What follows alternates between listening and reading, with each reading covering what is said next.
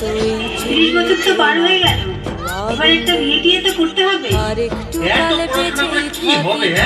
সেই তো শ্বশুরবাড়িতে গিয়ে রান্নাঘর সামলাতে হবে, বাচ্চা মানুষ করতে হবে। শোনো, বাবা বলে দিয়েছে এই রোজ রোজ অফিস থেকে এত রাত্রি করে বাড়ি ফেরাটা এবার বন্ধ করতে হবে। শোনো, মেয়েরা যদি এত ছোট ছোট ড্রেস পরে, তাহলে ছেলেরা তো অসভ্যতামি করবেই।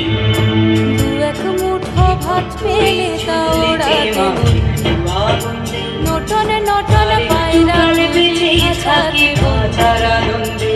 দু এক মুঠো ভাত পেলে তা ওড়াতে একটু কাল বেঁচেই থাকে বাজার আনন্দে। নটনে নটনে পায়রা গুলি খাঁচাতে দেব কি দিয়ে যে ভাত পেলে তা ওড়াতে নিভন্ত এই চুল